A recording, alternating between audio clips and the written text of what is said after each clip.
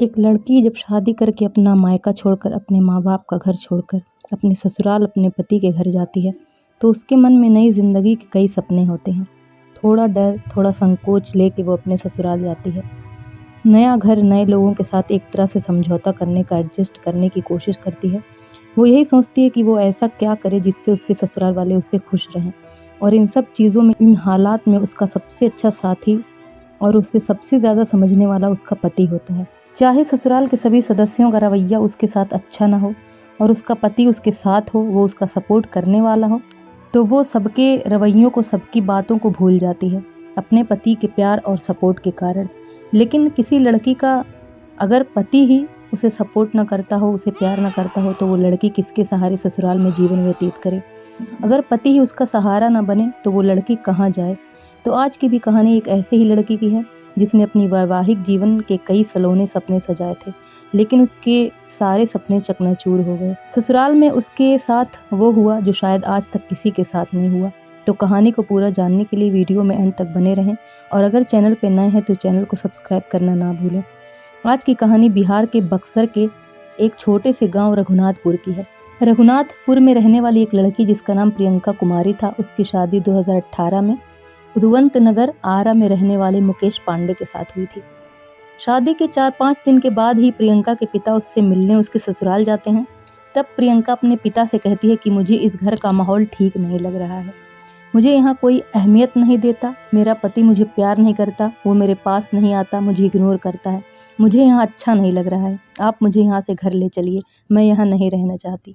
जबकि उसके ससुराल में किसी चीज़ की कमी नहीं थी, वो पैसों के मामले में उसके मायके वालों से कई गुना अधिक थे। खैर, उसके पिता को लगा कि नई जगह है, नए लोग हैं, इसीलिए उनके बेटी को एडजस्ट करने में यहाँ दिक्कत आ रही है। वो प्रियंका को समझाते हैं, वो कहते हैं कि बेटी यही तुम्हारा घर है, तुम्हें यहीं रहना होगा, अभी नई नई शादी है इसलिए तुम्हें ऐसा लग रहा है, थोड़े दिन और गुजरेंगे तो सब कुछ ठीक हो जाएगा। शुरू शुरू में सबको इसी तरह लगता है। प्रियंका भी अपने पिता की बातों को सुनकर संतुष्ट हो गई। उसे भी लगा कि हो सकता है आगे चलकर सब ठीक हो जाए और उसके पिता लौट आए अपने घर वापस। फिर इसी तरह 1 महीने गुजर जाते हैं और अब इस बार प्रियंका का भाई विकास प्रियंका से मिलने जाता है। प्रियंका उससे कहती है कि मेरे पति मुझसे मारपीट करते हैं। प्रियंका अपने भाई को बताती है कि उसके पति का उसके भाभी यानी कि प्रियंका के जेठानी के साथ अवैध संबंध है, वो दोनों मुझे बहुत मारते पीटते हैं। जब मुझे इस बात का शक हुआ तब मैंने इस बारे में अपने पति से बात की और उन्हें इस बात पर बहुत गुस्सा आया, उन्होंने मुझे बहुत मारा है। वो कहती है कि मैं इस समय प्रेग्नेंट हूँ और मुझे पेट में ही मारता है, मुझे बहुत दर्द होता है। ये सब बातें वो अपने भाई से कहने में शर्मा रही थी और हिचकिचा भी रही थी। फिर उसका भाई विकास अपने घर आता है और अपने माता पिता को ये सारी बात बताता है। इससे उसके पिता प्रियंका के घर जाते हैं और उसे ज़बरदस्ती अपने घर वापस लेकर चले आते हैं। इस बात पर प्रियंका के ससुर प्रियंका के माँ बाप से माफ़ी मांगते हैं, उसके घर आते हैं और प्रियंका के घर वालों को समझाते हैं।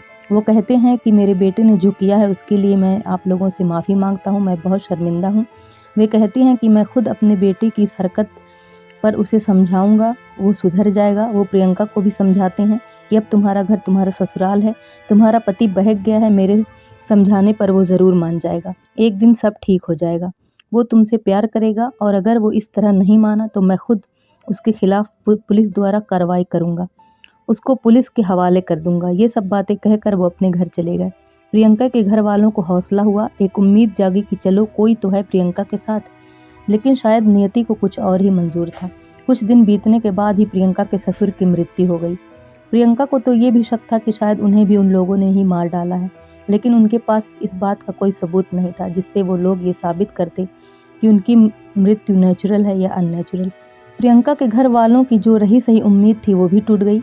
दिन गुजरता रहा लेकिन कभी भी प्रियंका के पति ने प्रियंका से मिलने की या फिर उससे अपने घर ले जाने की कोशिश नहीं की। प्रियंका के घर वाले इसी उम्मीद पर बैठे थे कि एक दिन सब ठीक हो जाएगा। इसी बीच प्रियंका ने एक बच्चे को जन्म दिया और इसी तरह 3 साल गुजर गए। फिर एक दिन विधाता को शायद प्रियंका पर तरस आ ही गया। 2022 में प्रियंका का पति और उसके पति का भाई गुड्डू पांडे और उसकी जेठानी प्रियंका के घर आए। उन्होंने प्रियंका को अपने घर ले जाने की इच्छा जाहिर की। वे लोग प्रियंका के सामने गिड़गिड़ा रहे थे। प्रियंका का पति प्रियंका के पैर पकड़कर उससे माफ़ी मांग रहा था, वो उसे वापस घर लौटने के लिए रिक्वेस्ट कर रहा था, लेकिन प्रियंका के घर वाले इस बात पे तैयार नहीं थे। उनका कहना था कि यहाँ से जाने के बाद कहीं फिर उन लोगों ने प्रियंका के साथ कुछ ऐसा वैसा किया तो, फिर से उसे मारा पीटा या उसके बच्चे को भी कहीं प्रताड़ित किया गया तो, इसीलिए वे लोग प्रियंका को जाने नहीं देना चाहते थे। फिर प्रियंका के ससुराल वालों ने पंचायत बुलाई, गांव वालों को इकट्ठा किया, जिसमें सभी लोगों ने प्रियंका के घर वालों को समझाया कि अब प्रियंका की शादी हो गई, एक बच्चा भी है, तो इसे अपने ससुराल में ही रहना चाहिए। शादी के बाद बेटे का ससुराल ही उसका घर होता है। फिर प्रियंका ने भी सोचा कि अब उसका पति सुधर गया है, वो रो रो कर प्रियंका से घर चलने के लिए कह रहा है, तो प्रियंका ने भी सोच समझ कर यही फैसला सुनाया कि वो अपने ससुराल जाएगी। और फिर वो अपने बच्चे समेत अपने ससुराल वापस चली गई। कुछ दिनों तक तो वो अपने माता पिता और अपने भाई से फ़ोन पर बात किया करती थी। उनसे कहती थी कि सब कुछ ठीक है, अब वो मुझे मारते पीटते नहीं हैं। लेकिन करीब 1 डेढ़ महीने के बाद प्रियंका का फ़ोन आना बंद हो गया। उसके घर वालों की बात प्रियंका से नहीं हो पा रही थी। वे लोग जब भी उसे फ़ोन मिलाते उसका फ़ोन बंद आता। उसके घर वाले बेहद परेशान हो रहे थे। फिर वे लोग प्रियंका के पति मुकेश पांडे के पास फ़ोन लगाते हैं, तो वो फ़ोन पर कहता है कि प्रियंका आप लोगों से बात नहीं करेगी और फ़ोन काट देता है। प्रियंका के घर वाले काफ़ी गरीब थे, उनकी आर्थिक स्थिति बहुत कमज़ोर थी। उन्हें समझ ही नहीं आ रहा था कि वो क्या करें। वो अपने लोकल थाने ब्रह्मपुर में गुहार लगाते हैं, लेकिन उनकी एक नहीं सुनी जाती। वे लोग प्रशासन के पीछे भागते हैं, लेकिन प्रशासन कोई एक्शन नहीं ले रही थी। वे लोग काफ़ी परेशान थे। इसी तरह काफ़ी वक्त गुजर गया। गरीबी के कारण कोई उनकी आवाज़ नहीं सुन रहा था। कभी इस थाने तो कभी उस थाने। प्रियंका के पिता, उसका भाई चक्कर काट रहे थे। उसकी बहन 3-4 महीनों से लापता थी, लेकिन पुलिस हाथ पे हाथ रखकर बैठी थी। प्रियंका के ससुराल वालों का इतना दबदबा था कि पुलिस कोई कार्रवाई कर ही नहीं रही थी। फिर प्रियंका के घर वालों ने ऊंचे अफसरों से गुहार लगाने का फैसला किया और वे लोग अपने इलाके के एसपी से मिले। उन्होंने एसपी साहब से रिक्वेस्ट की। तब एसपी साहब ने जगदीशपुर थाना और ब्रह्मपुर थाना को ऑर्डर दिया कि इस केस पर कार्रवाई की जाए, लेकिन फिर भी कोई कार्रवाई नहीं की गई। सिर्फ प्रियंका के भाई और पिता को बार बार थाने दौड़ाया जा रहा था। सिर्फ उनसे ही बेतुके सवाल पर सवाल किए जा रहे और इसी तरह उन्हें परेशान किया जा रहा था। प्रियंका के भाई को भी ये एहसास हो गया था कि पुलिस भी उसके जीजा मुकेश पांडे से मिली हुई है। इस दौरान जब वे लोग थाने के चक्कर काट रहे थे तो प्रियंका का पति प्रियंका के भाई को लगातार धमकियां देता था। वो कहता था कि तुम एसपी के पास गए थे ना, चाहे जहां मन वहां जाओ, एसपी भी मेरा कुछ नहीं बिगाड़ सकते, तुम मेरा कुछ नहीं बिगाड़ सकते, चाहे जो कर लो। अब ये कोई इतना बड़ी जगह या इतने बड़े आदमी के घर का मामला तो था नहीं कि मीडिया में ये मामला आए। तो ये सब ऐसे ही चलता रहा। एसपी बार बार कार्रवाई करने का ऑर्डर देते, लेकिन पुलिस हाथ पे हाथ धरे बैठी रहती। अब प्रियंका के भाई ने सोचा कि अब पुलिस तो कुछ कर नहीं रही है, तो अब जो करना है हमें ही करना होगा। किसी तरह उसने सोशल मीडिया के जरिए इस केस को समाज के सामने लाया। अब कुछ मीडिया वालों ने भी प्रियंका के भाई का इंटरव्यू लिया, उसकी बात सुनी और तब जाकर पुलिस द्वारा कार्रवाई की गई। इसी तरह प्रियंका के भाई को ये पता लगा कि उसकी बहन उसके ससुराल में नहीं है, बल्कि उसे भीठा के एक पैनल गांव में एक घर में बंद करके रखा गया है। फिर 1 महीने की जद्दोजहद के बाद प्रियंका का भाई अपने कुछ दोस्तों, अपने गांव के ग्राम प्रधान और पुलिस को लेकर भीठा के पैनल गांव में पहुंचता है और वो पूछताछ करने पर पता चलता है कि उदवंत नगर का एक परिवार यहाँ रहने आया था। एक घर उन्होंने किराए पर लिया था, लेकिन अब उस घर में ताला बंद है, वहाँ कोई नहीं है। पुलिस द्वारा उस मकान के मालिक विजय सिंह से पूछताछ की जाती है। वो भी यही कहता है कि इस घर में कोई नहीं है। तब वहाँ पड़ोस की कुछ महिलाएं भी होती हैं। वे पुलिस को और प्रियंका के भाई को बताती हैं कि यहाँ पर एक लड़की की रोने की आवाज़ें सुनाई देती हैं। भले ही इस घर में ताला बंद है, लेकिन इस घर में कोई तो है, कोई रह रहा है ज़रूर इस घर में। हम लोगों ने एक बार बड़ी कोशिशों के बाद इस घर में झांक कर देखा था, तो हमने इस घर में एक पागल टाइप की लड़की को देखा था। अब पुलिस चौकन्नी हो जाती है। उस घर के मकान मालिक से पूछकर उस घर का ताला तोड़वाया जाता है। घर काफ़ी बड़ा था। घर में हर तरफ सन्नाटा था। उस घर के कोने में एक कमरा था, छोटा सा। उस कमरे के दरवाजे को जब खोला गया, उस कमरे का मंजर देखकर सबके होश उड़ गए। वहीं पे ज़मीन में जंजीर से बंधी प्रियंका पड़ी हुई थी। उसे देखकर ऐसा लग रहा था कि कोई पागल लड़की है। उसकी दिमागी हालत ठीक नहीं थी। वो ना कुछ देख पा रही थी और ना ही ठीक से कुछ सुन पा रही थी। उसकी ये हालत देखकर प्रियंका का भाई सन्न रह गया था। उसने जल्दी से अपनी बहन को गोद में उठा लिया और वहाँ से बाहर निकालने लगा। फिर उसे याद आया कि प्रियंका का 3-4 साल के करीब का एक बेटा भी है। वो इस वक्त कहाँ है? अब पुलिस उसके बेटे को तलाश करती और वहीं एक दूसरे कमरे में से प्रियंका के बेटे को भी जंजीर से बांध कर रखा गया था। उसकी हालत भी काफ़ी गंभीर थी। उसे भी पुलिस द्वारा जंजीर से खोलकर उठाया जाता है। इसी बीच उस घर के दूसरे मंजिल पे से प्रियंका का पति, उसका भाई और उसकी भाभी नीचे आती हैं और ये सब देखकर वे लोग फौरन प्रियंका के भाई के साथ मारपीट करने लगते हैं। तब पुलिस प्रियंका के भाई से कहती है कि तुम जल्दी से अपने बहन को लेकर यहाँ से जाओ और उसका ट्रीटमेंट करवाओ, यहाँ का मामला हम देख लेंगे। प्रियंका अपनी बहन और अपने भांजे को लेकर बक्सर सदर अस्पताल जाता है। वहाँ उन दोनों का इलाज शुरू किया जाता है। डॉक्टर बताती हैं कि प्रियंका को लंबे समय से भूखा रखा गया है, उसके साथ और उसके बेटे के साथ मारपीट की गई है। प्रियंका को लंबे समय से नशे का इंजेक्शन दिया जा रहा था, जिसके कारण उसका मानसिक संतुलन खराब हो गया है। उसके चेहरे पर, उसकी पूरी बॉडी पर काफ़ी बाल उगाए थे।